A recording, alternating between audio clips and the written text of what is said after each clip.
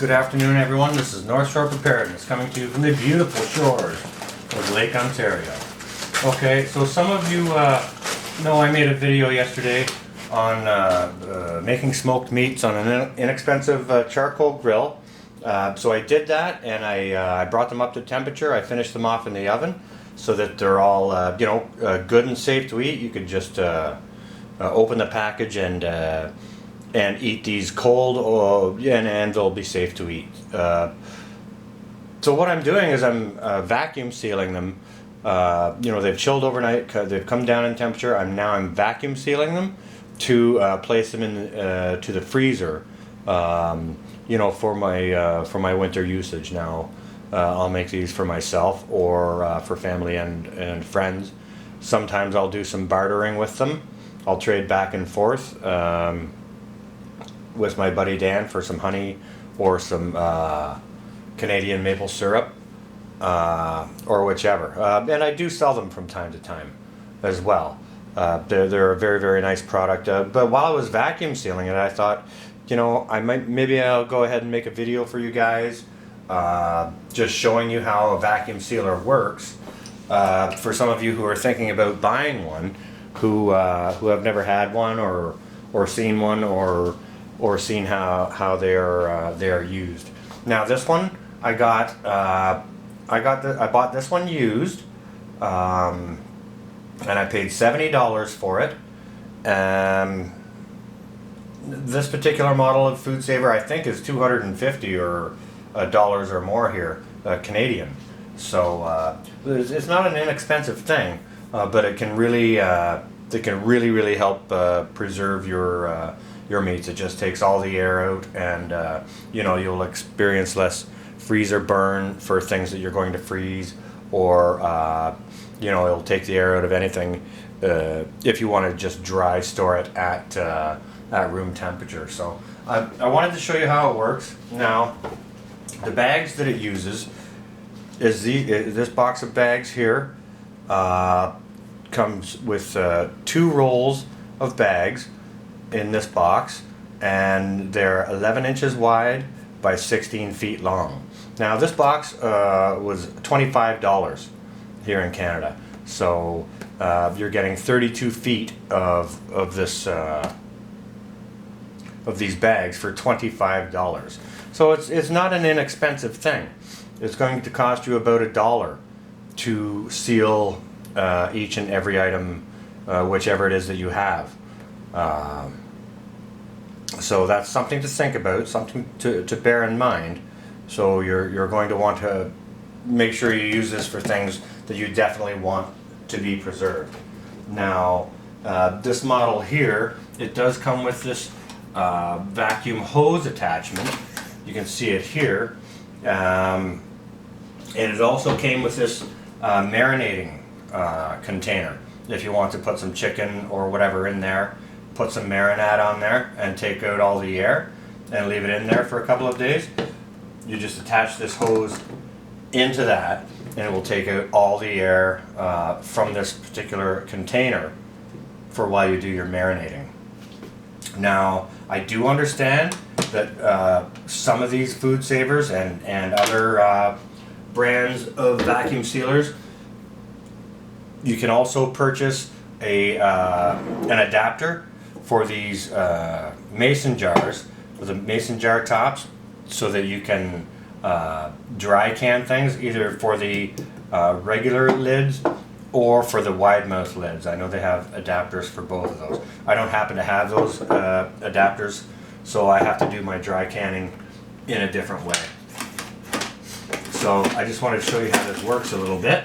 That just retracts back up, and that tucks right back up into there. Now the bags that I showed you earlier, this is the roll of bags, okay, right there, and it just fits into this compartment right here inside your Food Saver.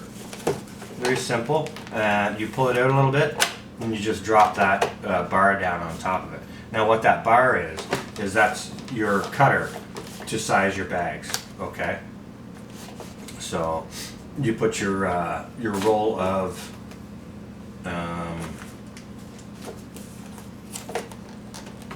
you put your roll of plastic in here, You pull it out to whatever size you want. Now, because I'm vacuum sealing these pork hocks today, I want a bag about this size. So you pull it out to about the size that you want, and then you use this slide cutter here just to cut your plastic, okay? Well, that didn't work. Goodness me. Let's give that another try, okay? There we are. Now we're in business. All right, so once you've got your bag sized to the correct size that you want, you just turn your machine on and you feed your bag into here like this so that you can seal the first side, okay? And it will, when the machine starts, it will want to vacuum seal it, but all you have to do is hit this seal button, and I'll show you that here right now, okay?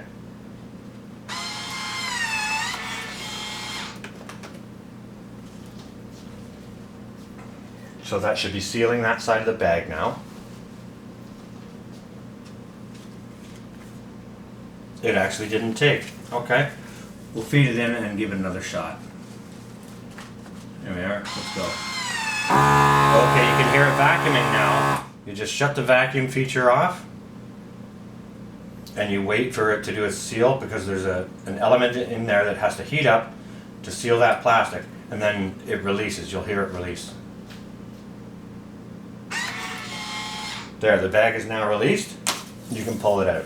All right, now what I like to do before I vacuum seal something is I like to write on the bag, while the bag is still flat, of what the product is inside the bag, and I like to put the date on it as well. So this is going to be smoked pork, smoked pork hock. And we are July 2020. So I just label my bag like that while the bag is still flat, because once you vacuum seal this thing, the bag contorts and such, and it becomes much more difficult to write on. Now, one of the things you want to bear in mind when you're vacuum sealing your items is, like this, for example, these pork hocks, maybe you can see with this one right here, because when you smoke meats and things like that, the meat tends to shrink a little bit and the bone starts to stick out. Now you can see, I think you can see on this one here, the bone is fairly sharp here. So what I'm going to do is I'm going to control the amount of vacuum that I put on this bag by, you know, when I hit the when I put the bag in there with the product in it, and it activates the vacuum, what I can do is I can stop it. I can stop the vacuum process and have it seal at however much vacuum that I like. If I let it go through the whole process, these sharp bones might cut your bags, and therefore you've lost your seal, and you know, you've wasted your bag basically. So you don't want that to happen, because that's kind of an expensive mistake. That's a $1 mistake every time that happens. So I'm just going to show you that right now. We've got our bag cut. We've got it labeled. And I'm just going to place it in the bag so that it sort of presents nicely, in case I do decide to take these to market. And we're just going to seal up the other side of this bag, and I'll show you how to stop it. You stop it the same way basically I did when we sealed the top portion of the bag. And you just do that at whatever level of vacuum that you're happy with, okay? So let's just give this a shot.